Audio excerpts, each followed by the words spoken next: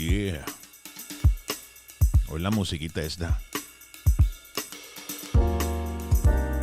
Puro Cinemax After Dark de Almighty. No más que Cinemax After Dark es muy noches a las 11 de la noche, man. Yo ya para las 8:30 quedo estar dormido, 10 de la noche. Yo no puedo estar despierto toda la noche para estar watchando Cinemax. Entonces ponemos la musiquita esta, ya sabes. Ahorita están todos watchando. Todos los que están watchando están pensando Emmanuel. Ay, o cómo se llamaba el otro. Something about a hotel erotica or something. Hotel erotica. Yo no sé, pero me platicaron de ese pedo, carnal. Yo no sé nada de ese pedo. No tengo Cinemax. Pero me han dicho de hotel erotica. Una vez estaba channel surfing y caí ahí, ¿entiendes? Y pues estaba la musiquita. Dice, that's pretty nice jazz. A la madre, guacha nomás. Ay, ay, ay. Ladies and gentlemen, welcome to Hashtag PVT Monday Night Live, number 10 from the My PVT Network studios, brought to you by Dr. T's Primary Care for Men, IV Vitamin Infusion Therapy, Testosterone. Si te sientes medio sluggish y no tienes nada de ganas para hacer nada, you ain't got no energy at all. You might be low on testosterone, so give them a call. They got the COVID tests. You got Sermorelin. Sermorellin's really good. I just had a shout out to Gabriel, man. Reina me habló ahora. He just got that, and he was asking me about it. And that's some really good stuff, man. It helps your body produce human growth hormone at the age of 40 or 50, where it, where as if you were 20, 25. So that's some good stuff, man. Make sure to give them a call. Women, you can also call them as well. They can take care of you. 956-441-2188. 956-441-2188. 956-441-2188. Also want to thank the law office of Rene A. Flores, hashtag DWI expert. 956-316-1991. Hate la boca, chat up. That's the easiest number to remember.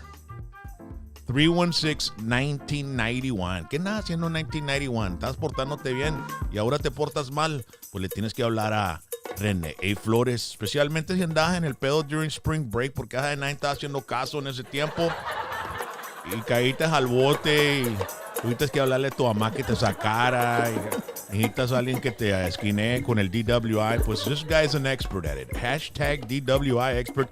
Rene A. Flores, 403 North Conway Avenue in Mission, Texas. You give him a call. 956-316-1991. Make sure to like, subscribe, and share. Let me tell you, ladies and gentlemen, we went through some of the analytics of the program, and man, last 28 days, 317,000 views. We had 25,000 hours of views, and we went up in subscribers like 400.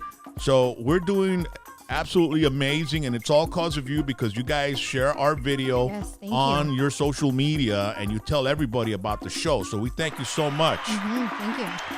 We got Rally on the other side. What's going on, sweetheart? Hey, I'm happy to be here. I'm super excited to have Mr. Flores in with us today. So thank you for joining us. Yeah, my pleasure. My pleasure. We don't have Felicia here with us tonight, and we don't have Ronnie either. They'll be off tonight, but they'll be back next Monday. Okay, and Felicia probably on Wednesday. Okay, we'll keep you updated on that. And as we were mentioning right now, we've got Rene Flores here with us. What's going on, Rene? Hey, man. Thanks for having me back. Always a pleasure to be here with you guys. Te tengo una rola, vato, que tengo que poner cuando sales tú, bro. Mira, te tengo una special song, a ver si la conoces, vato. A ver, vamos a ver. Ándale esa.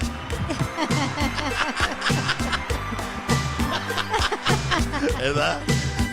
Ay, ay. El Buki, ahí llegó el Buki. Cállate la boca, shut up. Man, if I could sing, I'd be deadly. Cuando llegas a corte, ¿no te piden autograph, carnal? I've gotten pictures. People want to send pictures out and things like that. I've gotten stuff like that. Cada vez que sales en el show o sale tu commercial, todo de volada, ese es el Buki, vato, ese es el Buki, carnal. I think I'm making him famous. Ya, padre, you're making it famous, bro. So, ¿qué has hecho, Rene? How you doing, bro? I'm doing good, and I'm doing good. Like I said, thank you for having me, and I'll reiterate to all your viewers out there to subscribe to my page, subscribe to the channel.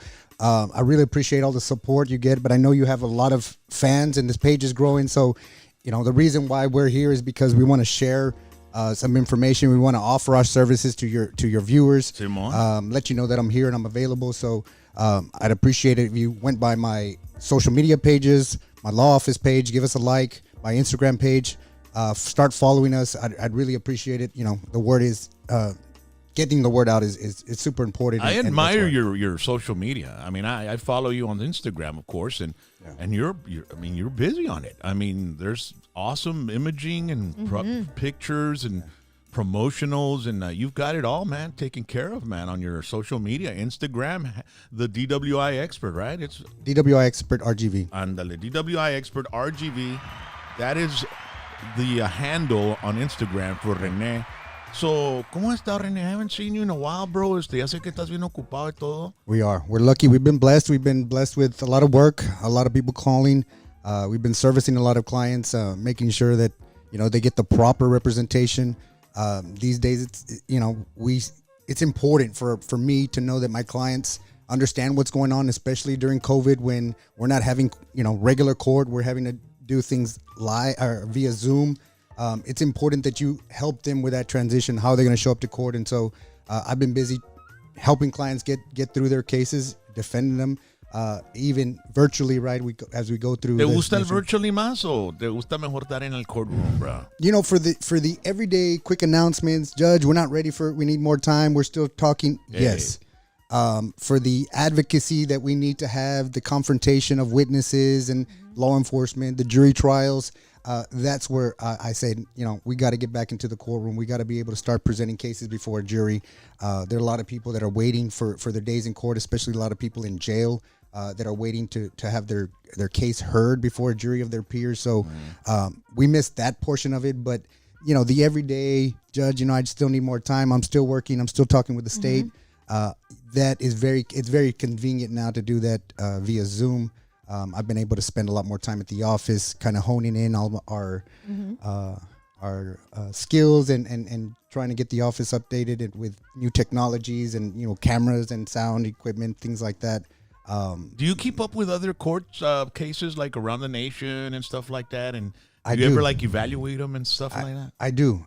There is a link that you can that I'll share with you. I'll be happy to share with you where you can now view, all the live courts that are going on, throughout the state of Texas.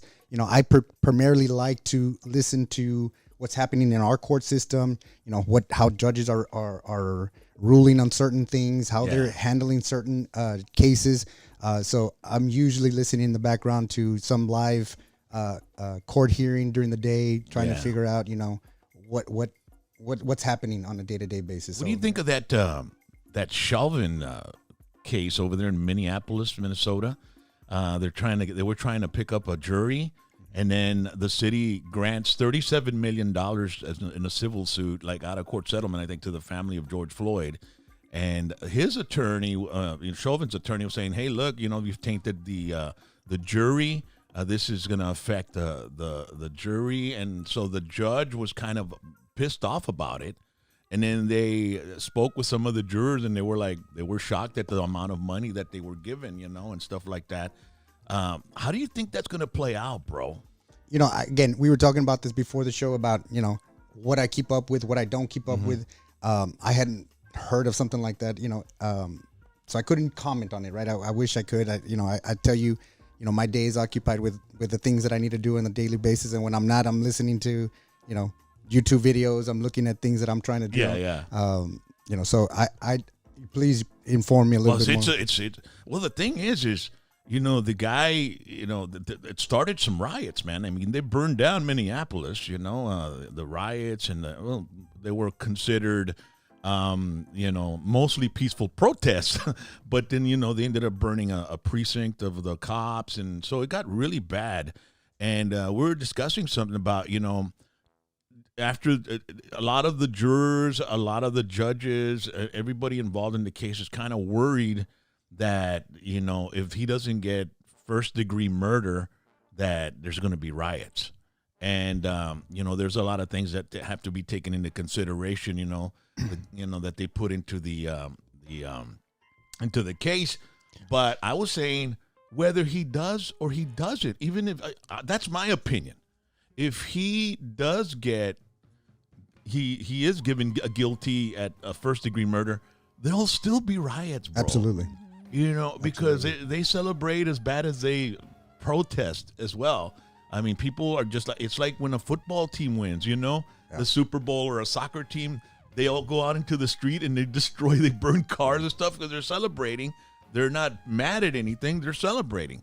And I would imagine even if the guy is found guilty of first-degree murder or not, there's going to be some rioting either way, man. I agree. And I mean, we've seen this before, in the O.J. Simpson trial, we have, so we understand how hot this topic is, right? How people have followed this topic, and so I can see how the emotion would be attached to the result. So either way you see it, you're going to have some rioting, some protesting. It's going to be interesting because apparently some video footage came out of police training, and in the police training video, they're training the cops to put a knee on the guy, just like that cop did to George Floyd. Oh, wow. So, I mean, how can the cop be guilty if he was just doing what he was trained to do?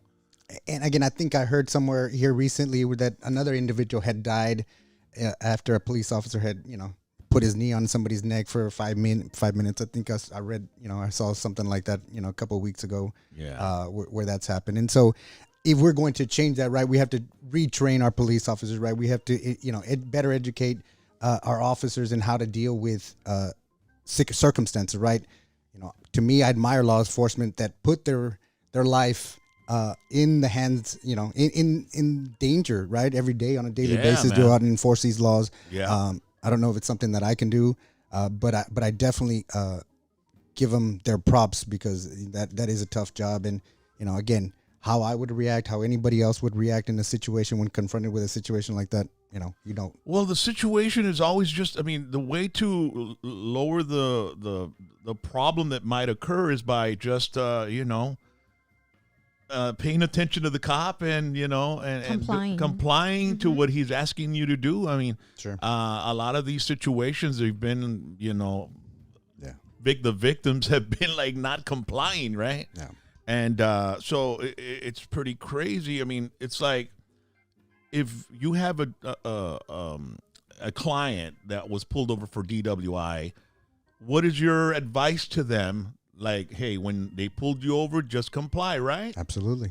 Because if he doesn't, it's going to be a whole new different ball game, man. I mean, comply to the extent that you feel like you have to, right? Obviously, if somebody's pulled you over for a traffic infraction, give me your license, give me your register. I mean, those are things that, we're going to give them anyway. But, we do have certain rights not to, speak to officers, right? We don't have to answer where you're coming from. We don't have to answer how many beers you've had, things like that. Those are not questions that are pertaining to the stop, right? Usually, hey, look, I saw you didn't make a signal to turn. You were swerving. Speeding. You were doing things. All right, here's my license. Here's my registration. Do what you got to do to write me a ticket, but I'm out. So if he says, if you've been drinking, you know what? I refuse to answer that. I don't have to answer that. Yeah, because sometimes they'll pull out that breathalyzer. And let me tell you, I mean, I'm not going to say all cops are cool. Some of them are assholes, man. I mean, some policemen will come and they'll have a chip on their shoulder and they'll treat you like crap. But it's kind of hard to stay, cool when that happens, especially if you've had a few beers in you, So, it's as easy for the victim or the person getting pulled over to comply. That's as easy as the policeman, treating him in a fair manner, not being too rude about it. But you never know. The thing is you got to remember that dude's got a badge and you don't, know, and it's better. He's in control at that. Right, let him say situation. what he wants and take care of it later. Absolutely. Contact Rene Flores and we'll handle it, right? Absolutely. No test, no blowing, no, You don't recommend that at all, man. At all. Why are we going to give him more evidence, right? Pero te quitan la licencia, bro, if you don't we can blow. fight that. We can fight that later. Yeah, but I mean, even if the case gets dismissed, that doesn't guarantee the license to for them to give you the license back, right? Or so what will happen is once you've been arrested or you've been arrested for DWI, you'll have 15 days to notify DPS that you're intending to fight the suspension, right? Because there's automatic suspension upon arrest, right? So within 15 days, you've got to tell DPS saying, I want a hearing so that I can present my case or defend the suspension of this license, right? And so so long as you let DPS know within those 15 days, you're going to get a hearing. Mm-hmm. And at that hearing, there's an administrative judge, there's a lawyer that represents DPS, and you're myself and a client, and depending on whether or not I subpoenaed the officer to be there, and we're in a library in a conference room, and we have a little mini trial in front of an administrative judge, and that judge will ultimately make a decision on the suspension. But up until that day, your license will remain valid, right? So 12 days, you said, right? Or how many? 15 days. 15 days. Yeah. And if you wait after 15 days, you lose your license. You can't get it for like a year and a half. And if you want it back and your case is dismissed, it's going to cost you some money, right? Sure. I mean, 6 months for if you are first time and you don't give a specimen of your blood or breath, 3 months if you do. So they'll shorten the suspension if you do provide a breast specimen. It's a longer if you don't on the first time. On the second time, you're looking at a year. A year, yeah, man. That's most of the time. It's a year, right? That's generally what people lose their license for, about a year. 6 months to a year. Yeah, and so if he doesn't do it in 15 days, and then he calls you up, you go to court, you have his case dismissed. There's nothing you could do about his license, right? It's something with the state, with the DPS or something like. Can you explain that for us, man? So yeah, there's two independent type of things going on there, right? One is the license suspension, right, and the other is a criminal case. And so you can win your ALR hearing, right, your license hearing, but still be found guilty of your DWI charge, and vice versa. You can lose your suspension, your DWI suspension, and still win your DWI case. So they're not interconnected totally. And so they're different aspects of that a client needs to be aware of, right? Because a lot of times a client will call me and they're like, well, I didn't know about that. Nobody told me that. Well, at the time of your arrest, you were given a document. Oh, yeah, I was given a document. Okay, well, did you read it? No, I didn't read it. Well, that's your license for right now. That's your temporary driving permit for right now. And again, you've got 15 days to let DPS know that you're wanting to fight that suspension. And if you pass those 15 days, on the 41st day, by operation of law, your license will be suspended. Y de ahí le hablas al DPS y te ponen en un automation por 6 horas, carnal. Oh, my. Hombre, chale, que me quiten la pinche licencia, chica. Damn it. But just because they suspended your license doesn't mean you can't drive legally, right? You can still apply for an occupational driver's license, right? Get you driving on the road legally. So, there's ways to be driving valid even though you've got a suspended driver's Another license. thing that people don't know is that besides that, I mean, say you're DWI, you help him out and it gets dismissed.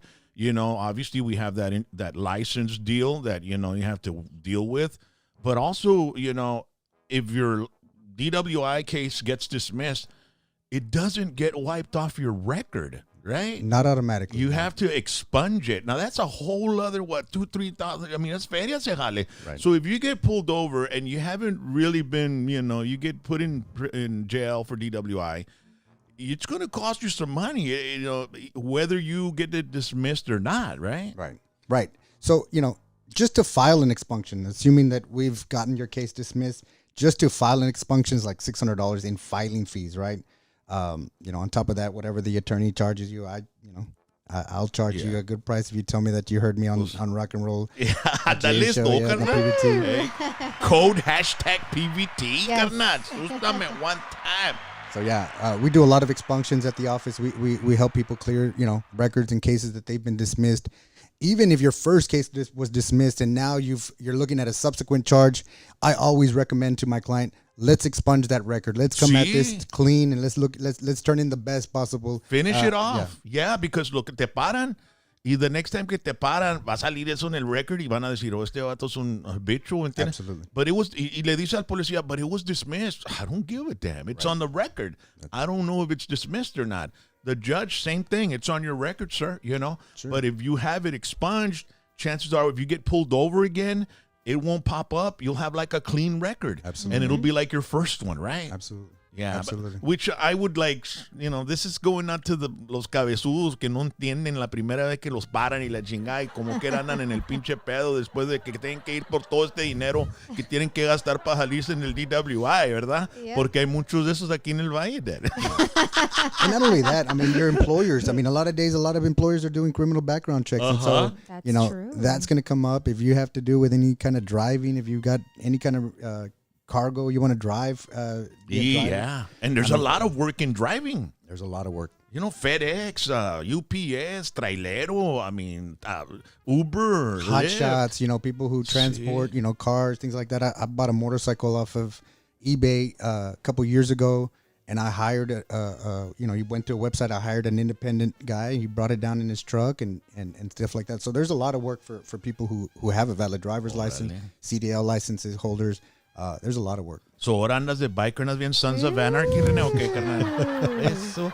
¿Qué tipo de motorcycle tienes o qué? I bought an older 1983 Honda 600 XL. 83. 1983. ¿Y how and what kind of shit? Porque yo fui a una 83 Yamaha con el cuñado. Yeah. Y no, me muy apenas la hice para la casa en la Yonca, esa carnal. It was great. They had to push start us. I don't know if you saw the video, but they had to push start us. Yeah. Oh, he had to push start me Yes, porque no quería yes, prender la Yonca, carnal. Well, and then 83, I brought the guy to fix it, right? And he looks at it y el vato es biker, no es calavera, la chingada, lo está viendo.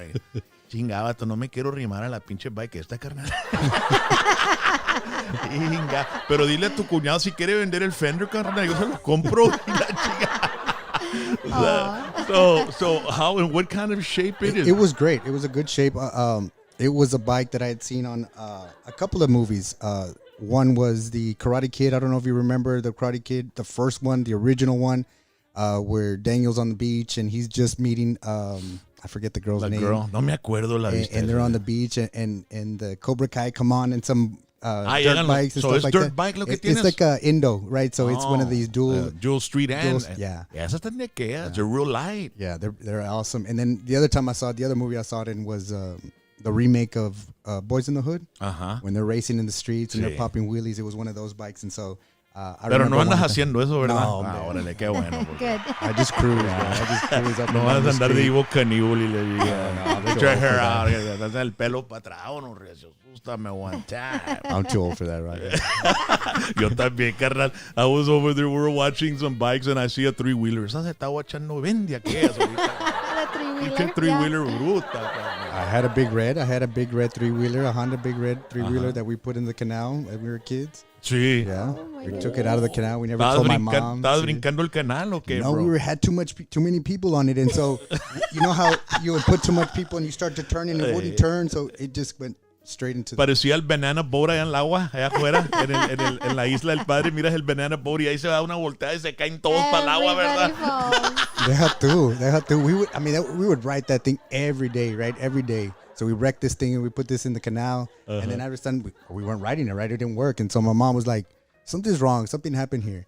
So she ends up going to go vote, and back then I think it used to be at some house, and then the lady there tells her, "Hey, how's your son doing?" Or we helped him pull out the three-wheeler from the car. And she's like, It's like, that's why they're not riding this thing. So, no, yeah.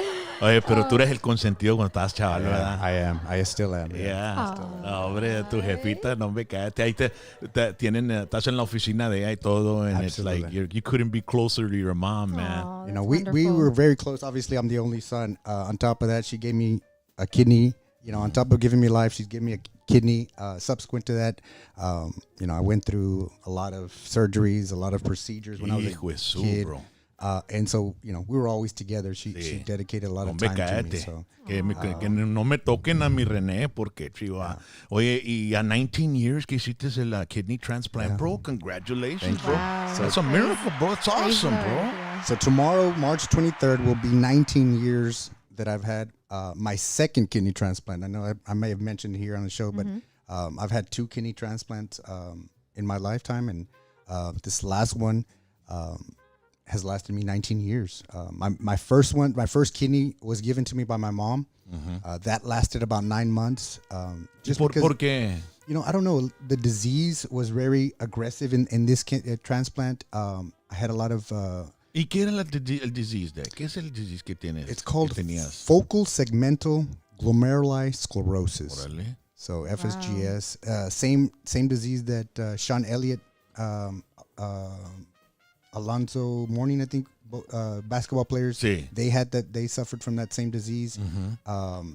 So I had her kidney for ¿Y estabas chavalo cuando pasó este jale? So my first kidney transplant was probably around 16 years old. I was 16 years old. And then I went on dialysis, peritoneal dialysis for... How was it being on dialysis, bro? It was tough. It was definitely difficult. I started with hemodialysis, right, which is, the type of dialysis where they put like a shunt in your arm and you have to go to machine. And I didn't do very well on that. I was 16 years old. Y tenías que ir cada 3 días, ¿no? Algo así. I was 16 years old in a room full of older people, with just a line of machines all around me. Wow, that's crazy, so bro. It was very sad, very depressing. We We switched to like peritoneal dialysis, which is what they had a tube in my stomach that they would kind of fill my peritoneal sac, and there would be some transmission of fluids and things like that, and I would do that at night. That became very problemsome. There was a lot of infection that I got, and very painful that would come from that. And then I started back on hemodialysis. I kind of got comfortable with hemodialysis. I had nurses and I ended up being a lot of mothers that took care of me. There was a lot of daughters that were taking their fathers, a lot of daughters and sons that were taking their grandfathers to dialysis clinic, and so si enriaron conmigo, right? They would bring me breakfast, they would take care of me and stuff like that. They knew that I was going to school, so they would make sure to put me on first, because it was 4 hours on this machine that we would stand. Right? So talk about like taking a large chunk of your life, dude, of your free time is going into dialysis and having to do that. And I just wish there was something that would just eliminate that, they're for working everybody. On it. They're working on it, right? So after I did that for 6 years, my mom being a very faithful woman, she prayed to our Virgen de Guadalupe, she asked for a miracle, and I got a call that they had a perfect match kidney for me, right? And so that happened, March 23rd, 2002. And a day after my sister's birthday, right? Today's my sister's birthday, Maria Elena Flores. Nena, we call her. Happy birthday, Nena. So I want to wish What amazing, her right next to each other. a happy birthday. And pobre mi nena, she had to because my mom was so close to me, and she had to deal with a lot of first by herself. She had to grow up, and she was she missed out a lot of time with my mom because my mom dedicated to me. But if you ask her today, she wouldn't take that back. She knew that she would definitely wanted me to be better, right? She wanted me to be healthy, and so we just got back from spring break, a vacation. We took a vacation as a family. We went out to Bernie, Texas, and we spent some time over there. Which is something you wouldn't be able to do if you had to be going through dialysis, dude. And, it's crazy because something happened between your first and your second kidney where the aggressiveness of the disease kind of slowed down to a point where it hasn't affected you in 19 years, dude. What was that? What do you think was that, bro? I don't know. A lot of faith, a lot of prayers. At a young age, I didn't have the faith, right? So I relied a lot on my mom's faith. And now I've got my own faith, and I know that I'm here for a purpose, and I know that I've got to take advantage of every day that I've been given, and I don't, my health is priority, right? Because I can't be a good dad, I can't be a good husband, I can't be a good lawyer if I don't have my health. So I definitely take care of myself. Len, how do you do that? What is your basic week? Did you obviously there's some things you can't get near because of you've got the kidney, and there's some things that you can. What is it? What are the do's and don'ts of having a or that you're kidney extra careful? about, kidney transplant. So I usually run high potassium, right? For some reason, this disease causes me to have a lot of high potassium. So I watch, I've gone on a low potassium diet, a low salt diet. I was vegan. No bananas. Yeah. no bananas, no potatoes. Last year I was vegan for about 8 months. I went vegan And what were you eating when you were vegan? That's interesting. A lot of was this grass Zoe's? and No, Zoe's. Zoe's? I ate at Zoe's a lot. They had a falafel. Because there's another place they opened down here called Vegan something, right? And then I was like, we should stop there and eat, because I've heard some people say that, man, the food's delicious and you can eat as much as you want and this and that. So they've got tofu. When I go to Khan's Grill, siempre viento un tofu. Me gusta el tofu, bro. It's all right, you know? Yeah. There's a lot of restaurants. I mean, one of the things that, when you become vegetarian, vegan, you start to find a lot of places that cater to vegan lifestyles, and again, I think it's becoming more of a trend, and so we have a lot more options nowadays. I've since returned back to meat. And is it red meat or chicken? I don't eat a lot of red meat. Oh, really? I eat a lot of chicken. I do have supplement plant-based protein that I take. A lot of shakes and what about fruits liquids? Are you allowed to drink as much water as you want? Because you might overwork your kidneys, right? Mm-hmm. Right. I mean, I don't go to any excess, diuretics, coffee, stuff like that. I don't take any diuretics. I do drink whatever I want. I mean, I limit my Coke intake and things like that. I drink a lot of water, but when I was on dialysis and things like that, I was limited to like 50 ounces of fluid a day, right? Oh, because wow. when you're on dialysis and my kidneys weren't working, so everything that I drank would stay in me, right? So it was I would see somebody drinking a whole glass of water or something like that, and I'd be like, wow, like I just want to do that myself, like and when I did, I was usually in the truck later on that afternoon in a sweat gear, trying to sweat some of that fluid out, because I knew I wasn't going to dialysis till the next day, right? So I had to maintain the fluid, and so now I definitely appreciate just the ability to be able to drink a whole glass of water without any regards to whether or not how many fluids I've drank. I mean, I used to have a cup that would measure out how much fluid I can drink. Yeah, I would imagine, because there's like some high blood pressure medicine that people take, and it has to have a diuretic in it, so you can urinate all the salt and all that you take throughout the day. And they say if you drink water, a lot of water during the day, and you've got that, it makes your kidneys overwork, and it can mess them up. And so there's just so many things that you have to be careful with. And I could imagine having a kidney transplant, you have to be like extra observant, extra careful with what you eat and what you drink and all that. But basically, más o menos you do as you please, and everything's good. Everything's in moderation. I've never no alcohol at all, right? I do. I drink tequila is my choice of. If I'm gonna drink something, I'll take a tequila. Pero no eres tú de botella como yo, nada de eso, ¿verdad? No. I sip on some good tequila and that's it, bro. Otra vez estábamos yo and mi jefe, we were watching a movie called The Green Book. Have you ever seen that movie? It's about there's this black pianist from New York, and he wants to tour the South in the early 60s, late 50s. So he hires this dude, I forgot his name, but he's like a bouncer. So he hires him to drive around, and they give him a green book, and the green book tells them where the blacks can stay and where they can't stay, Mm-hmm. So it's like a directory for blacks, being accommodated on the road. I saw the previews. I did see the previews. It's a great movie, dude. I mean, me and my dad saw it, and it was freaking amazing. It was it won Academy Awards. Yeah. And I'm not the type to like watch Academy Award movies because they're usually crappy, because se la dan entre uno y el otro los stars, ¿verdad? Right. It's about more artsy or whatever. But I said, let's watch this movie because I like movies of old school like that, And hombre, bro, está con madre la vista. And there's a part where there's the black man sitting in a nice lobby at a hotel. I don't know if it's New York or whatever. And there's another one. And they're enjoying a little drink, right? Mm-hmm. And then I told my dad, no me que padre a poder pistear así.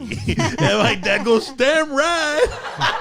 A nosotros nos tienen que dar toda la pinche botella. You get to, agarras el aroma, el bouquet y la chinga, te da un pistito, le das breve y la chinga. No me dame la pinche botella. Sí, enjoying it. Y nosotros, te empinas la botea. No, nosotros estamos para mamarnos, chica. Golly, bro. That's why we can't get near. I can't get near that stuff. Puro Budweiser Zero lo que estoy pisteando ahorita y café. Sústame con mi, ¿cómo se llama? Buzz Lightyear, este guy, ¿no? ¿Verdad que sí? Yeah, I love that concept. So, ya que está pasando COVID y todo ese jale that, que el governor dijo, are you happy that the governor lifted the restrictions? Because since you have that kidney, COVID, you even went through COVID too, right? I did. Back in July, my whole family got COVID. Little to no symptoms. I think we lost the smell and taste of, but that was about it. So nothing. I have gotten both shots of the vaccine. My wife and I have gotten that, so we've been vaccinated. I mean, when I was in Bernie in Fredericksburg, it was, 30, 70, 30, maybe 60, 40, where 40% weren't wearing masks. I walked into the Buc-ee's and I was like, whoa, what's going on here? I didn't, a lot of people weren't wearing masks in there. And so, and then you go into Bernie's, into these small little towns and things like that, and nobody's wearing masks, or very few people are wearing masks. And so it's coming, right? And I feel it. I feel that, the courts are going to start to open up. I think that, businesses are going to start to open up, and we've got to be ready for that, right? And especially the new courthouse que están haciendo, bro. I mean, bruta. It's beautiful. It's huge, really man. Beautiful. So, I mean, I'll continue to wear my mask. I'll continue to make my precautions, to each their own, right? Sí, ¿verdad? Yeah, if you don't want to wear a mask, that's your deal. Yeah. Yeah, I said, hey man, if you're against the mandate, don't wear it. If you're for it, wear it. I mean, that's basically what Abbott said. He said, hey, you know what? This is your choice. You have the freedom to put it on or not put it on. If you don't want to go into an establishment that doesn't allow the mask, then don't go in. Go into another one. It's so there's just like a freedom of choice going on with that. And but they lifted up the mandate, right? And they made capacity no more 25%, 50%, 75%. Ahora si tienes 250 capacity, atásquele la gente, no hay pedo. So people are drinking now. They're out cruising around. They're going to these bars, these clubs, they're drinking. I saw some video of spring break in Miami, dude. Chinga la raza, estaba hasta el tronco y todos poreando. And the cops were trying to get them out because the mayor put a curfew over there about 10 o'clock. 8 o'clock. Ahora sí. 9 o'clock. Yeah, ahora sí es 8, pero yo creo que el weekend era 10 or 11, something like that, ¿verdad? Dales tiempo que pisteen un rato y pónganle. Pero at midnight salieron todos to defy the curfew, bro. And the cops were there se estaban agarrando conejos y la chingada. Y so, están todos pureando, bro. Yeah. Have you seen an uptick in DWIs, happening since I have. Since March 10th, I guess, right? Even before that. I mean, again, there was still people that were out there drinking. There were still people that were getting arrested. On top of DWIs, we handle, assaults, possession cases. And so we didn't, see a slowdown in people needing our help, right? And people getting arrested. Right now the jail is dealing with a bunch of overcrowding, and so people are still out committing crimes, right? Out getting arrested for DWIs. Out, a lot of domestic violence, right? Cases, man. Sexual assault cases that are I see getting arrested.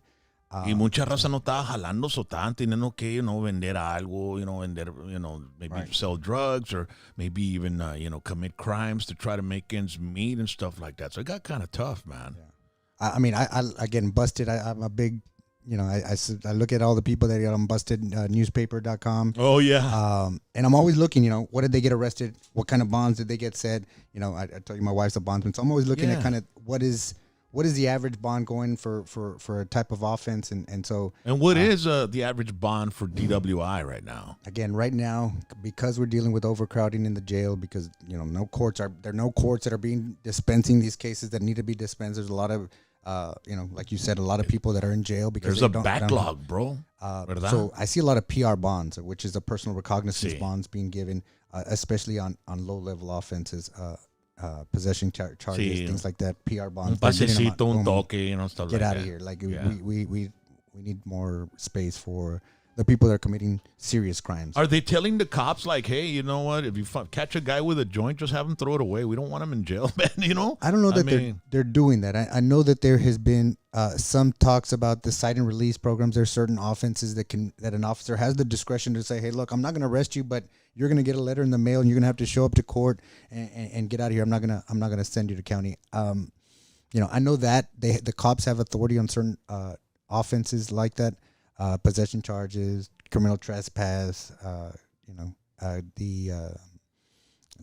damage, like property damages cases. They can do that. They do that a lot in Austin and some of these bigger cities. Mm-hmm. I don't see that being utilized here locally enough. I think that would alleviate a lot of this overcrowding that we're experiencing. Yeah, no, hombre. So then you get a lot of calls from the county. Gracias. Your wife's bail bonds, what's the name of the bail bonds? ACCORDION bail bonds. ACCORDION, and what's the number just in case people need a bail bonds to get them out of jail? 630-54, I'm sorry, 5432. Órale, 630, I'm going to write that down, 630-5432. Así si alguien me habla, hey, Rock, no sabes qué me puedes sacar, pues, hey, habla el bail bonds y habla el Rene. ACCORDION bail bonds. For DWI. The DWI expert is what he's called. And the reason that that's his moniker is because he's the only DWI expert, lawyer scientist in south of San Antonio, or is it just all of Texas? South of San Antonio. South of San Antonio. Now, the reason he acquired that, the scientist title, is because he went to study the effects of alcohol on the human, on the blood, on the mind, on just about everything that has to do with the human body, right? So they educated us on again, terminology, systems, processes, how evidence is collected, right? How blood is collected, how they test it, how they sample it. And so they educated us with the tools that we would need to be able to defend our clients, right? There's anytime that you have a human touching any particular blood sample, police report, there's going to be some errors, right? And so what I went off to do is get myself educated, learning the language, learning the vocabulary, so that I'm able to, I know what to ask for in court. I know how to read a report, a chromatogram, and know what if there's contamination within the machine that was providing, to know whether it was a proper result, and so we were armed with the skills and to be able to defend things, to be able to flush errors like that out. And so I was very grateful for the time that we had. I learned a lot. I continue to go back to those manuals and sheets that we were given, because we're always learning, and so I appreciate the time that I had over there. And now I'm ready to use that to help people. Yeah, and the reason he's got to look at the machine is because you probably blew into it. Right. And you're saying don't blow into the machine. Don't. All you have to do, like, for example, a guy gets pulled over. He gets off the car, and the cop says, have you been drinking? What is your answer? I don't answer. I don't have to answer. Well, you do have to answer. You need to tell me, have you been drinking or no? I don't need to answer. Well, you were swerving. I need to know if you've been drinking. You have to... Well, give me a ticket for the swerving, and we'll be out of here. Well, before I give you a ticket, you need to blow into this machine. No, thank you. Okay, well, I'm going to have to take you in if you don't want to blow. Go ahead. And then they take you in. When you get in there, what do they charge you with to hold you in? DWI? Suspicion of DWI. Now, at that point... I never knew that. I mean, I thought it was like, you're DWI, you're DWI, but they can actually book you in for suspicion of DWI because you didn't comply with what he wanted to do to prove that you were drunk, right? Correct. And again, at that point, the officer can then say, look, I'm going to get a warrant for your blood, right? And they would have to draw up a warrant, an affidavit, saying, look, these are the facts that I observed on this night. I saw him to be swerving. He had smell of alcohol, bloodshot eyes, slurred speech. Y le echan crema a los tacos, Dad. It's the same reports. I mean, I read the same description in every single report, and so I use that to defend my clients. So look, you're going to hear this, right? And that officer doesn't have any prior contact with my client. How would he know how he speaks? How would he know what his normal eye contact is? How would he know whether or not he's got any injuries, right? And so you can't tell that unless there's history with that. And so upon things can look like a lot of different things at first glance, but it's not until you kind of delve deep and scratch the surfaces that you begin to say, wait a minute, this guy had a knee surgery and that's why he couldn't perform this test. Wait a minute, this guy just took a swig of his beer before he left, and so that's why there's alcohol in his breath. And again, the law allows certain tolerance for alcohol in our system, right? The law says, hey, up until 0.8, you're fine. Which is a beer? A couple like of 4. beers. Depending on size, no? Right. A lot of but on average about 4, about 4 drinks. The average drink will have anywhere from you got me on the test, 0.2, 1. Pues depende que estás 0.17, pisteando. Si estás pisteando algo que es agua, pues, pero si estás pisteando tequila o pisto with Jack and Coke, 3 drinks, man, you're probably already feeling it. That's interesting to know. I didn't know about suspicion of DWI. That's what they book you in for. And if you get suspicion of DWI, te quitan la licencia con ese jale. Again, you're arrested for suspicion of DWI. It's still a DWI, right? But based on the facts that, in other words, based on the officer's report, he's going to say, look, I believe him to be intoxicated, right? And I'm arresting him for DWI, right? And, it's up to us to defend himself, right? What if he wants to give me a field sobriety test and not the blow, and I feel like I can pass it? Again, those tests are not, I mean, try to do them without any alcohol in your system. Try to do them just on a day, on a normal day. They're difficult, right? And they're very conniving at how they give you the directions. I've gone through it. Look, what they don't tell you, it. what they don't tell you is that they're looking at you even before you take the test, right? So, you can, as they're giving the instruction, they're telling you, look, stand right here with your feet one in front of the other, hands by the side, and the fact you can actually get clues, what they call clues, without even starting the test, right? If you started too soon, if you sway, those are actual clues that they're already using. They don't tell you, look, I'm going to be looking at you, and if you mess up at any point of these things, I'm going to be watching these, and I'm going to knock off these. And so, it's very difficult. Well, I would, it'd be interesting for them to say that there's clues. I mean, because you have to go by their orders, right? And they have, because that's what happened to me, and they're very meticulous about what they're telling you to do. You put your right foot in front of your left foot without lifting your left foot, and have your heel touch your toe of your left foot. Then move your left foot about in front of your right foot with your heel touching your toes. And then when you reach the end of the line, without lifting your heel on your right foot, swivel back. Swivel back. So if you lift your heel, you're done. Yeah. And then proceed coming back at the same, you know what I mean? And I was listening to that when they took me in, and I kept telling the guy, I'm not drunk, dude. You know what I mean? And he made me blow out in the street. And so I passed the freaking, with flying colors. And that's what saved me. That's what got me, because the cop lied under oath, dude. I mean, that happens too. Well, look at you're in a situation where you're at high stress already. Being pulled over by the cop is very stressful. That is stressful. Add to that, it's a night. Cars are passing by. You're not really paying attention to the detail, that you need to be, having. And again, like you said, these tests are very specific in the steps and, how you turn, how long you leave your foot up, things like that. They're very precise. And so, don't do them at all. The cop that pulled me over, I got off and I went, I got off my car. But before I got off, I hit some Listerine in my mouth.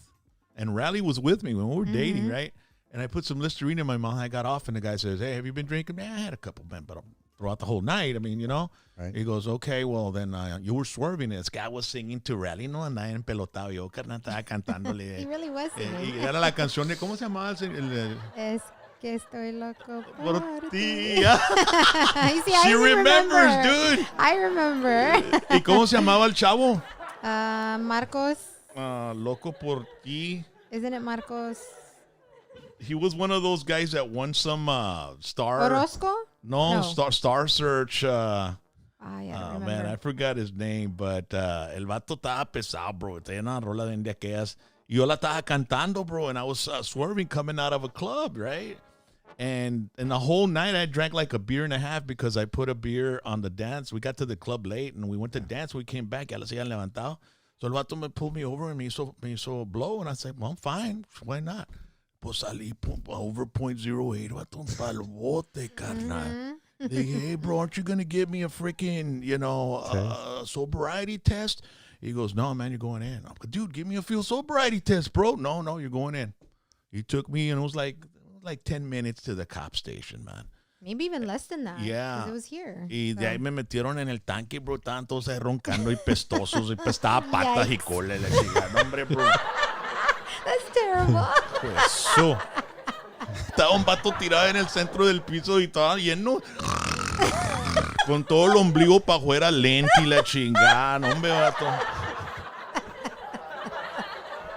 So, me metieron al bote y estaba los vatos, los jailers de volada me conocen. Hey, Rack, ¿qué pasó, Rack? ¿Qué pasó? ¿Sabes qué, Rack? No te mortifiques, no te vamos a meter en el tanque, te vamos a dar un cuarto acá solo, vato. Tenemos un suite acá, carnal. So, me metí en el suite, ¿verdad? Y está ahí solo y tenían un speaker y se prendía el speaker. Hey, Rock, asústame one time, Rock. Asústame one time. Wow. Got to shut up, Rock. Yeah. I was a celebrity catch that night. Yeah, I can't go to jail. But I did, that rookie became a star overnight. Mm-hmm. So I did the field sobriety test, right? And I passed it with flying colors. And so when we went to court, the cop didn't show up. And some people may know or may not know that if the cop doesn't show up, it's automatically dismissed, right? So what I'm assuming happened is they set it for what's called a motion to suppress, right? Motion to suppress is a hearing in which you're challenging the stop, the basis for the stop, and or the reason for the arrest, right? And so those are the two issues. And so there are a hearing that is held before the judge only, and the cop's supposed to say, look, these are the steps that I took, and I followed the law, and then the judge ultimately will make a decision whether or not there are any violations of your rights that happen at that place. And that's what I think happened. He didn't show up to that hearing, and so therefore the evidence that they would have used against you is not able to be presented, and so the case gets dismissed at that point. Yeah. But you still don't get your license, and it's still not expunged. It stays on your record. So that's why you need to talk to this guy so you can get expunged from you or for you. But so we went to court, and he didn't show up, and so the judge says he was the judge that gives cops a second chance, Right. So so then the second time llegamos yo y Riley ahí, ¿verdad, Riley? Yes. Yep. Y estaban los policías ahí, me vieron y ahí viene. They huddled. Like all Yeah, obvious. dude, that's I'm like, she's my witness, bro. what? She's I my was like, witness. why are they doing that? How old are they? 10? Ahí viene, carnal, ahí viene. So they, and this is like 13 years ago, dude. Yeah. And so Riley's sitting in, she was the only one back there, right? Mm-hmm. Yeah, Where I think everybody so. sits. The you know? gallery? And what's it called? The gallery? The gallery? Yeah. Is that what it's called? Because I don't know the names of the courts where the lawyers and their defendants and the clients are. What's that called? Y ya le estoy dando un test a este vato. It's, I want to say it's the bar. Like, it's the bar. Órale. So that's why they, passing the bar, that's Órale. so that's the threshold, right? When you pass from the gallery into the lawyer, where the lawyer said, that's like passing the bar, right? That's the bar. So and then when the guy does the testimony, that's the witness stand. the witness stand, And then the judge's chair, right? The judge's throne or whatever. and they got a court reporter. And the court reporter with the thing in her mouth. How does that work, dude? I've always wondered, cosas, and she's just like, was she talking into that? She's actually repeating everything that everybody's saying in the courtroom. And that's been going on forever, that machine. Yeah, I heard they get paid a ton of money too. Oh, sí? A lot of Yeah, Gana a buena lot. feria? I heard. Like $70,000, $80,000, $90,000. Oh, pero todos los días están ahí and haciendo ese jale. ¿Verdad? Right. And so Raleigh was in the gallery. La otra que hable yo de corte. Oh, well, she was in the gallery, bro. Ay, ya estoy bien trucha, ya, man. Bien educado el Raleigh. So then, the cop goes up and he goes, you promise to say the truth, not but the truth, so help you God. Y yes, órale, está bueno, puso la mano arriba de la Biblia y le chinga, entonces, pedo, ¿entiendes? Y de ahí le pregunta el attorney, what made you think that my client was inebriated? He said, well, when he got off the car, he could barely walk. he was staggering towards me, holding onto the car. Y yo me quedé bien curado. My jaw dropped, bro. Yep. I turned around and I looked at Raleigh, and Raleigh looked at me like, what? Yeah. And so my attorney tells him, well, how far was it from where you arrested him to the police station? Is it 5-10 minutes? How far exactly do you think? About 10 minutes. He said, Policía, right? Okay, well, he said, so in those 10 minutes, since my client was so inebriated, he couldn't even walk and he was staggering. There's no chance that he would have been able to sober up in those 10 minutes, right? Well, no, he couldn't. Okay, Your Honor, I have something I'd like for you to see in the back chamber. Así se dice, ¿verdad? Back chamber atrás. Órale, carnal. Check. Puro LA law aquí, ahora yo, carnal, sústame. Ya sé todo el terminology. I know. And so my attorney took a DVD of my field sobriety test. Y sale el judge, he said, case dismissed. Vámonos. Yep. And I was Pretty like, much, and we walked out of there, and I was like, cool. Now what's next? Can I get my license? I have no power for you to get. You have to deal with Austin for that. Correct. So I didn't realize that. I thought automatically you get it dismissed, you get your license back. That's why I was asking you that in the beginning of the interview. Yeah. So even if you got your license suspended, and your suspension period expires, right? It's 6 months, 3 months, a year, whatever it may be. You're not going to get your license back automatically. You've got to pay a reinstatement fee to get your license back. And so you there's some steps that you have to take even after that. Is a reinstatement fee? It's casi los $2,000, bro, something like that, like $1,500, $2,000, maybe $2,500, something like that. Man. So back they used to do surcharges, right? They used to charge. If you were arrested for DWI, they'd tack a surcharge onto your license. They've done away with that now. But the reinstatement fee is usually about $170. See. Yeah. Also, yeah, no. $125. I'm sorry. So so if I get pulled over for DWI and I get put in jail and I refuse to, comply with the breathalyzer and all that, and they take my license away and I get it dismissed, it'll cost me $175 to get my license back. To reinstate your license. Yeah. And do I have to go through an attorney for that, or can I don't? No, right. I just contact the DPS office.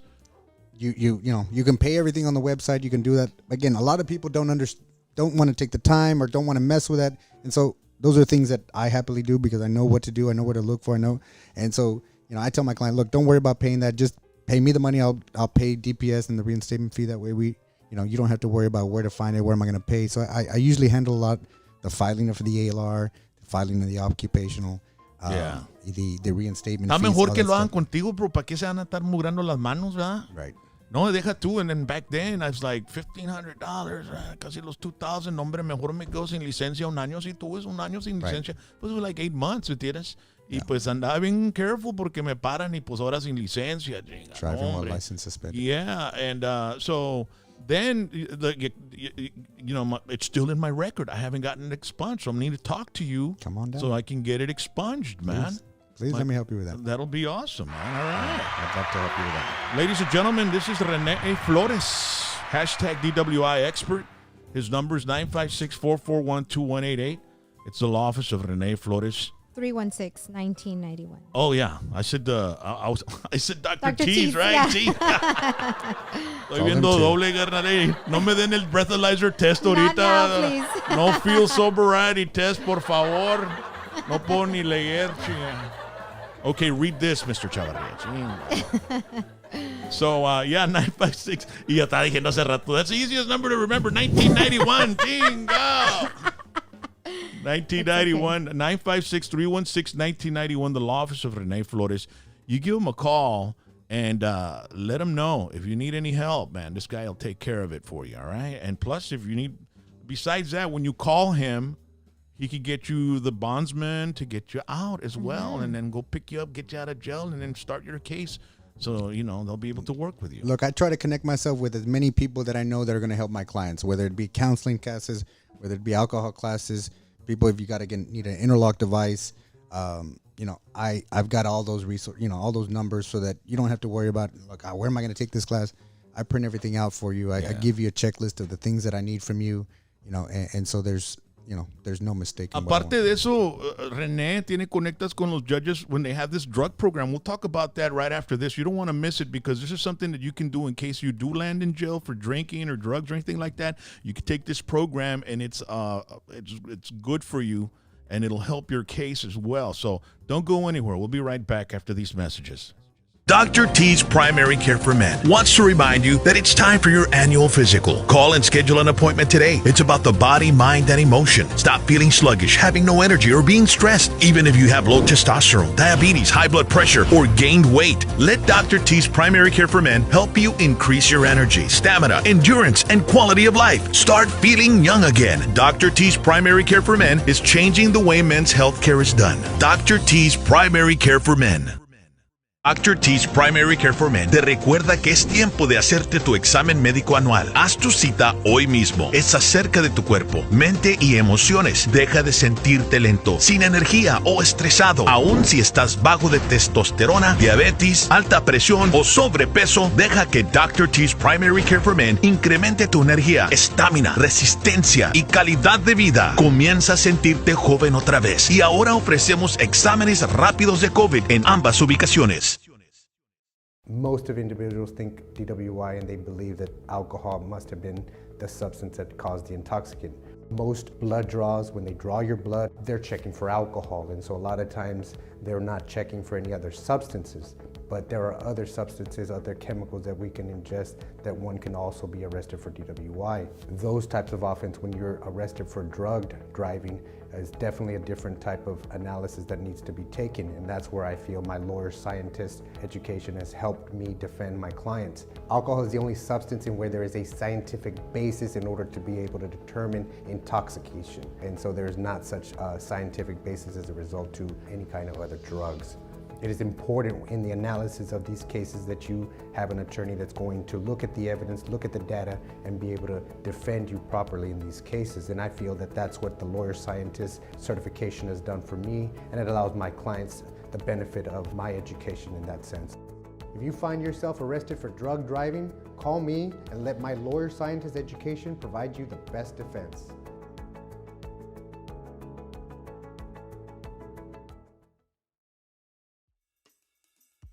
All right, we have Rene Flores here with us, ladies and gentlemen. But before we get to him, we also have a question on our chat zone from, let me see here. Who was it, baby? Hold on.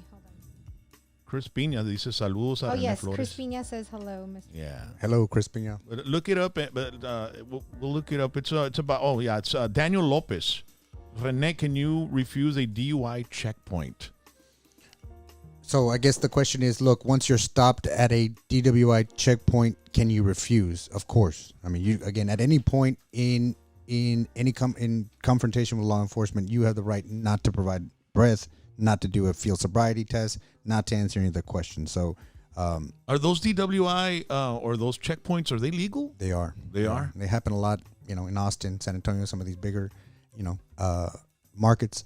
But I haven't seen it done here locally. In all my life, I've probably ran into like two. Yeah. And one of them was city cops and another one was the state. And again, a lot of times I don't think they work because, people get on chats, people get on different social media saying, hey, look, there's a checkpoint at this point. Don't go by there. So, it's, the social media and has definitely played a part in, letting people know, hey, look, there's... Yeah, I know, man. To avoid it? Yeah. Los queman de volar. Yeah. Bumper Gomez, San Antonio says, are you automatically guilty if you refuse a breathalyzer? No, absolutely not. I mean, automatically guilty is not anything that, happens within our judicial system, right? There's no automatic guilt to nothing. If you provide a sample, could it be used against you? Sure, absolutely. That's why my advice is let's not give them any evidence, right? If you're going to get arrested, let them be arrested, but let them not have you a video stumbling. Let them not have any alcohol breathalyzer result that has alcohol in it. Like, let's not give them that. So, yeah. Juan Guerra says, after expungement, does ALR suspension still show up? Yes. What does ALR mean? Administrative licensing. ALR. What is it? Is it like the license? It's the hearing, right? It's the hearing that you have at the time to suspend your license, a license revocation hearing. Oye, Juan Guerra está bien educado en ese jale. Yeah. ¿Qué tantos DWIs tienes, Juan? Imagine.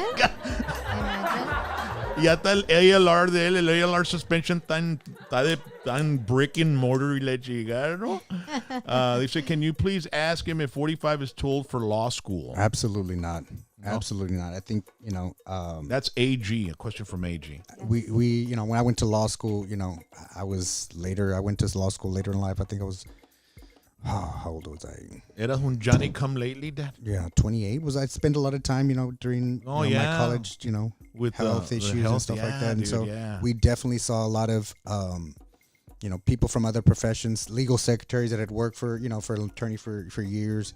And I think the older you are, the more experience that you bring to law school, right? I know when I was trying to go to college early in life, I didn't get the real world because I had no real world experience, right? I didn't understand how the real world worked. It wasn't until I got back into college when I finally got my kidney transplant that I said, okay, I'd been in the job market for a while. I'd kind of seen a few things. I knew how the world kind of was working. And so it helped me obtain the information. I was more mature.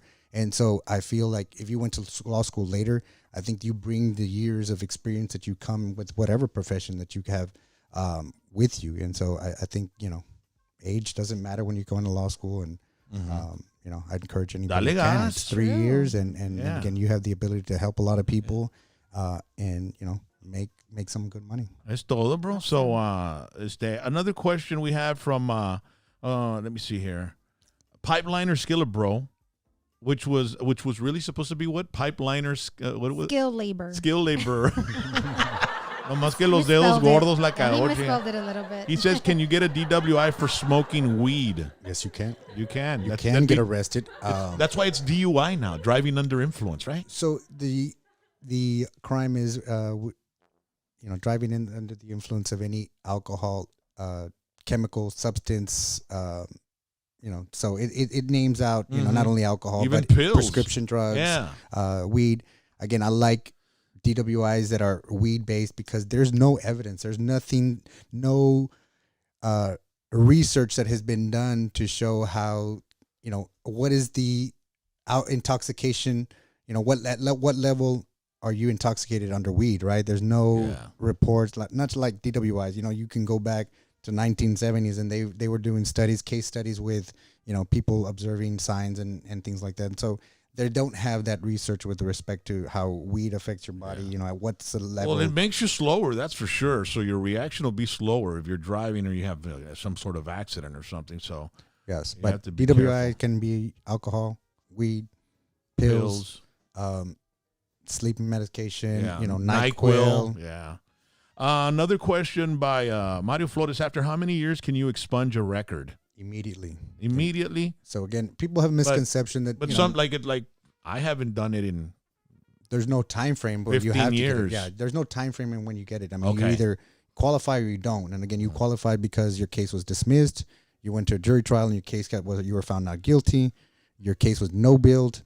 Or they just never brought any charges. I have a possession charge from the 80s, dude, 85, and I never went to court for it. Expungible. And it's still there. It pops up when I check my record. So that's expungible as well. Yes, sir. Chinga, voy a limpiar mi record a toda madre, man. Esto. Vamos a tener un GoFund. Expunge Rock. Órale. Vámonos, Recio. Vámonos.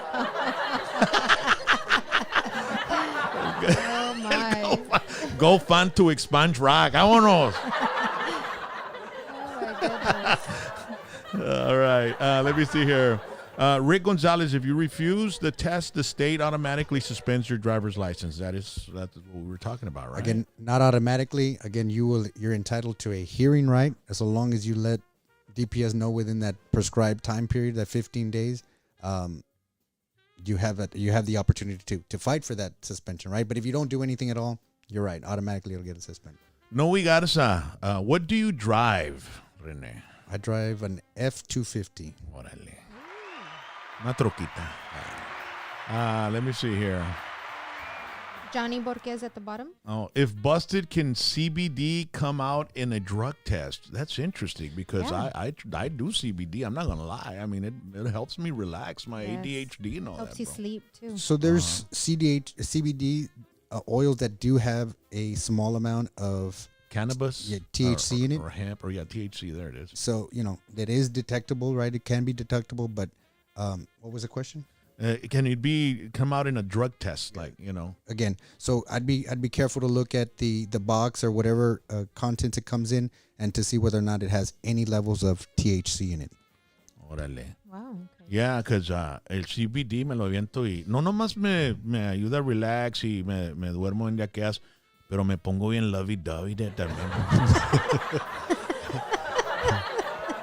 No, and there's a lot of good research out there that's coming around with the positive effects of CBD Yeah. and stuff like that. So No, hombre. I take CBD. Mi wife me under my puede tongue. estar regañando. Yo estoy, I love you, baby.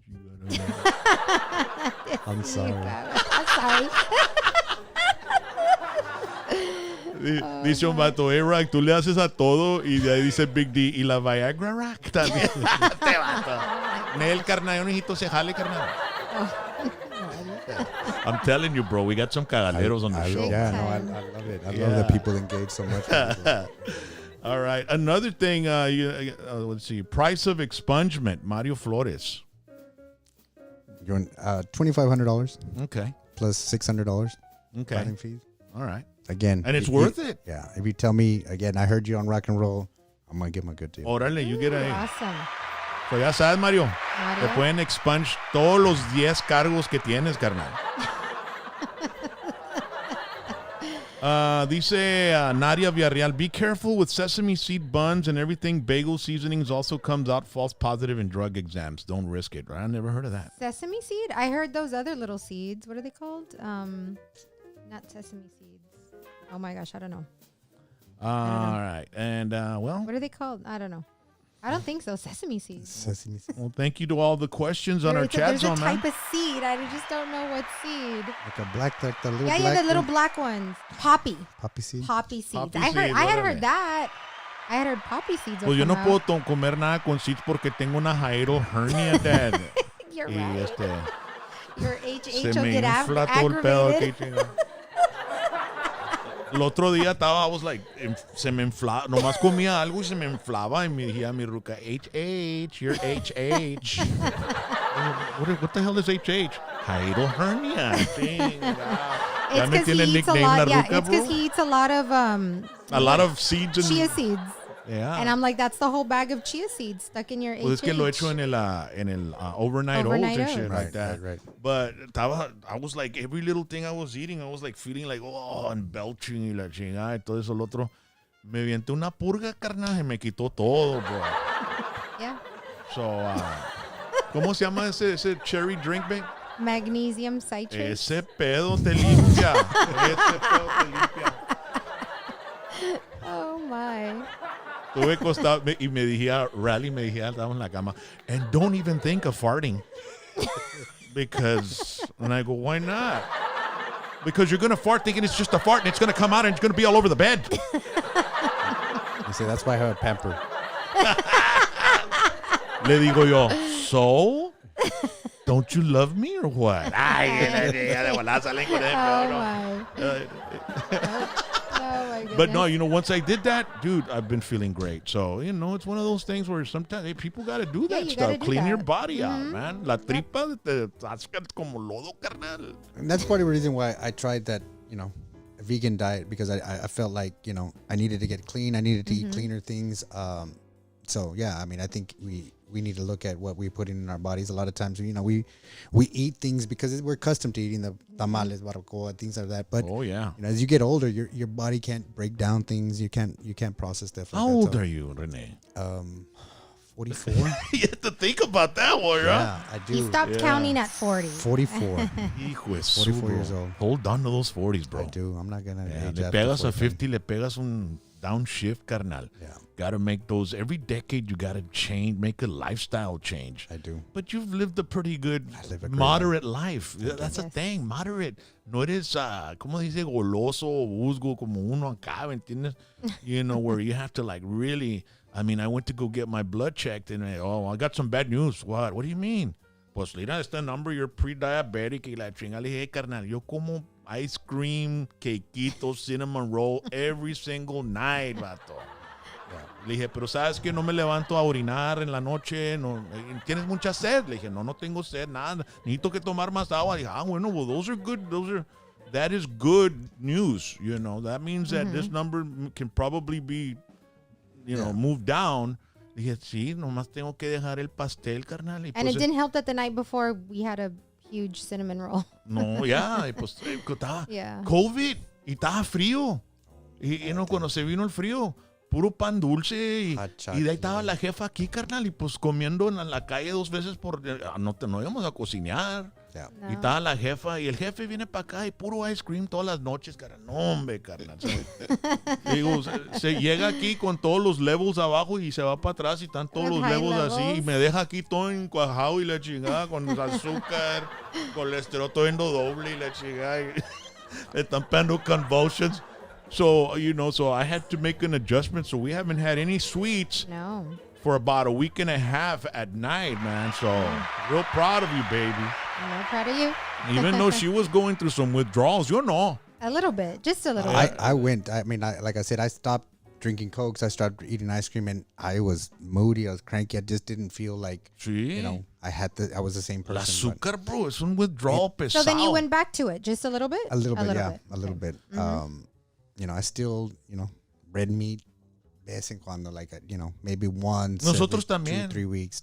But Turkey, chicken, pescado, me gusta pescado. I love all that stuff. Y jasmine rice. So estamos limpiando, you know, la dieta y todo. Y pues, you know, stay away from the sodium and fast food. Mi cardiologist me dijo, you have to eat fast food once a week, not every day, once a day. Yeah. Chingazo, lo dejé once a day. En 7 días perdí 12 libras, you know. Yeah. So it does make a big difference, man. It does make a surprised, a big small difference. change. Y pues se tienen que cuidar, raza, you know what I'm saying? Porque ya llegas a una edad y chinga, you need to start changing it up a bit, you know. And so, ladies and gentlemen, we have something that's really awesome. If you haven't heard about our Patreon, we have a Patreon page, and we have something special for everybody that wants to join.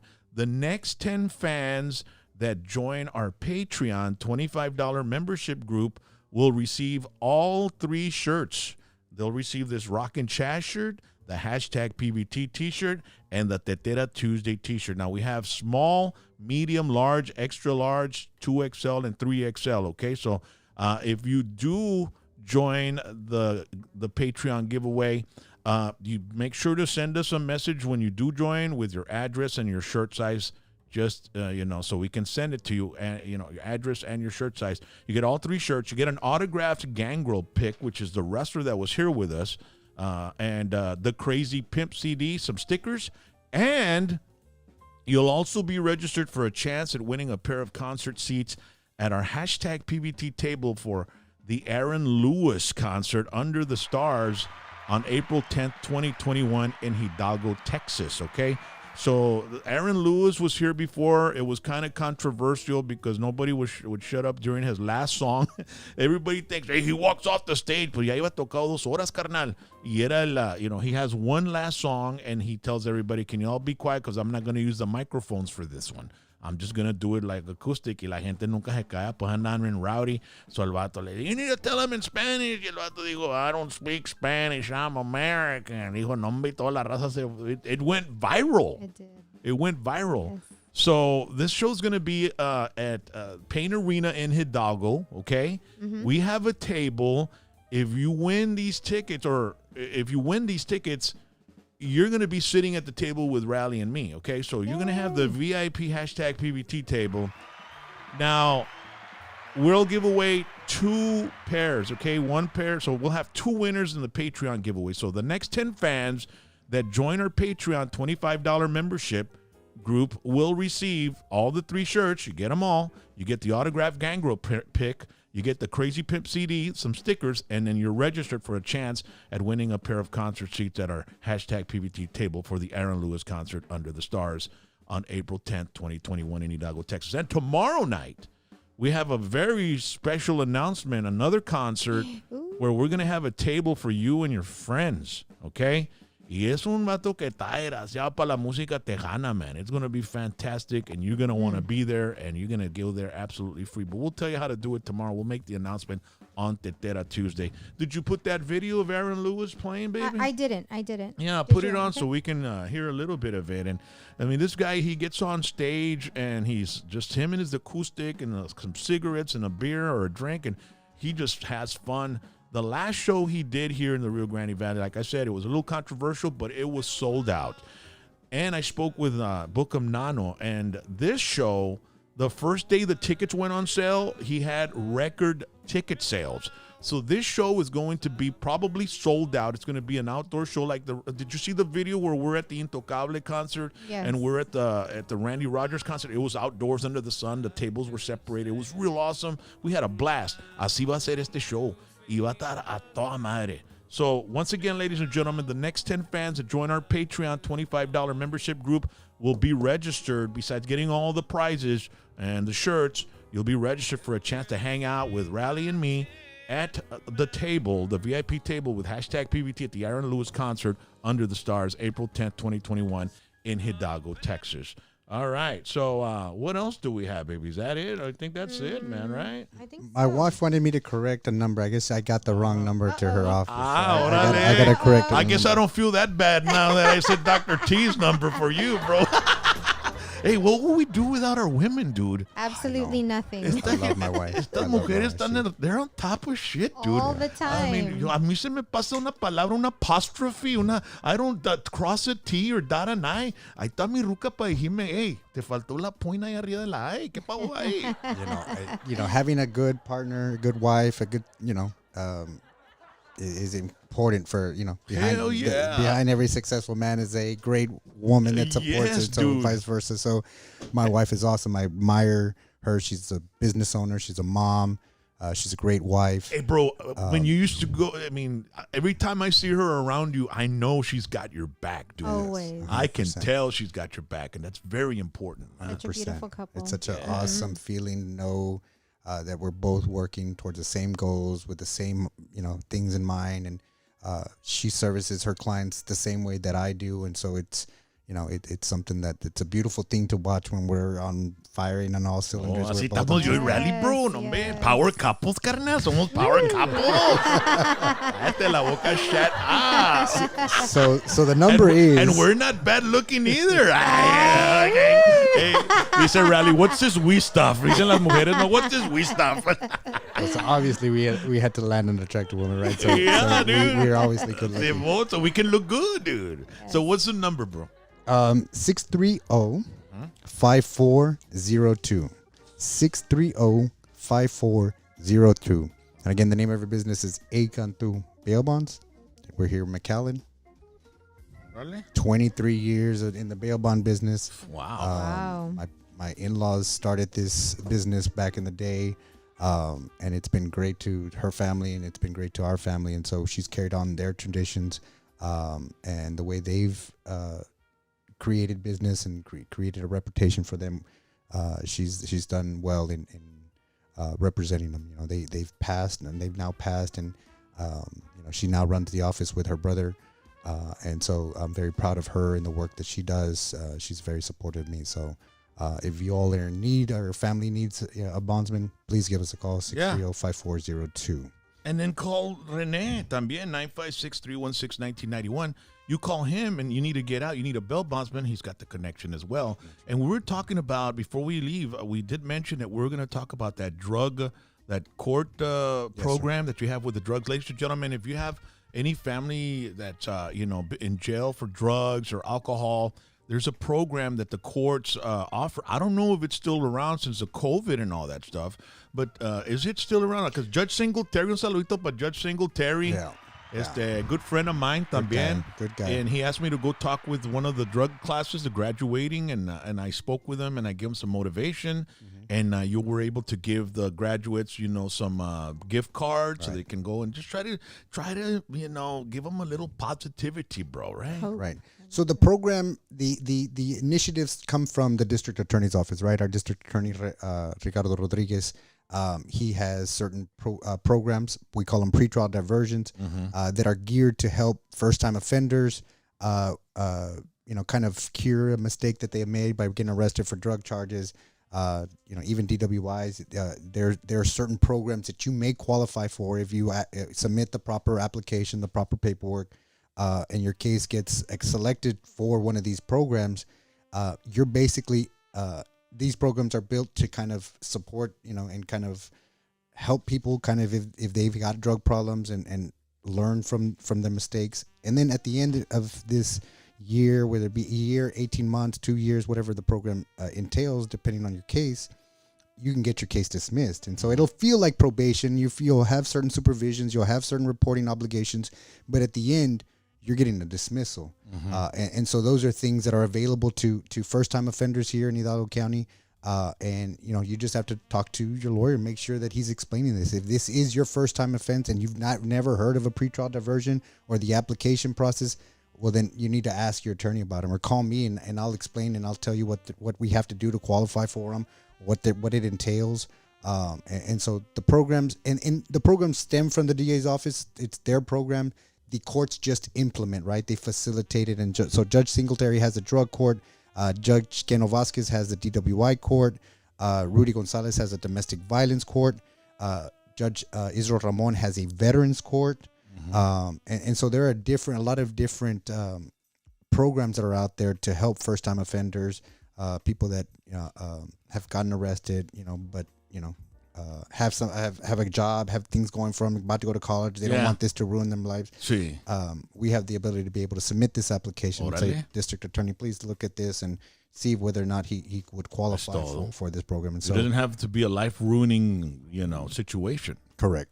Ahora, one last question. ¿Tienes un paquete para expungements? Tú sabes, como cuando vas y, como cuando compro camisas y koozies, si compras 5, pues te va a salir tanto, pero si compras 30, carnal, tú sabes, te vamos a dar un discount en cada koozie, porque mi jefito, el diamante de San Antonio, necesita como 12 expungements, carnal.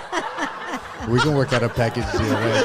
A 2 for 1 or something. Necesita como 12 expungements, el jefe, vato, está pesado, vato. Yep. Saludos para el jefe de San Antonio. Aquí te voy a conectarte con un paquetito kit de 12 expungements, te lo quitas y así te da un I'll take care of him. Yeah. I'll take care of him, I promise. Un paquetón de que es, carnal, tú sabes, by the bulk. Ay, güey. I do want to give a shout out to a cousin of mine, Eric Flores.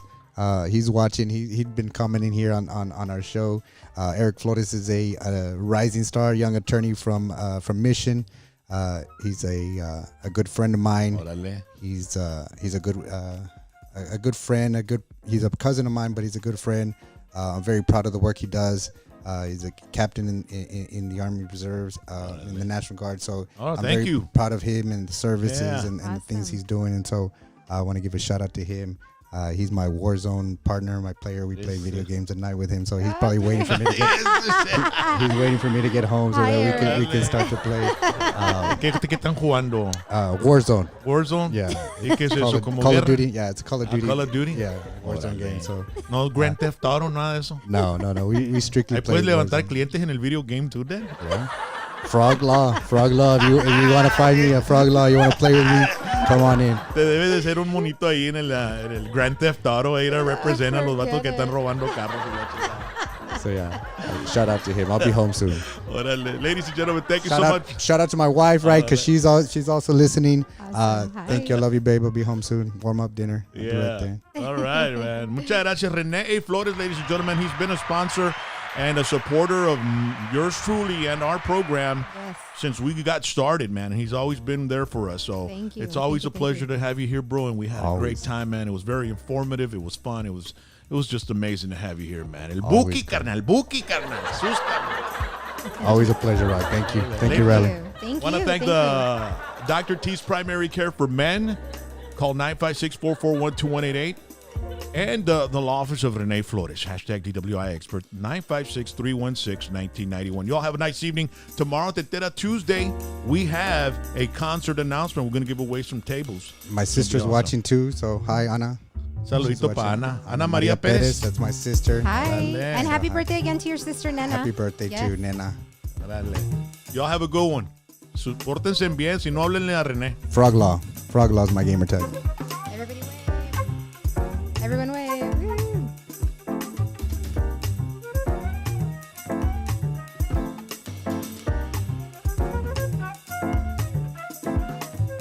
Ahora sí, Cinemax After Dark.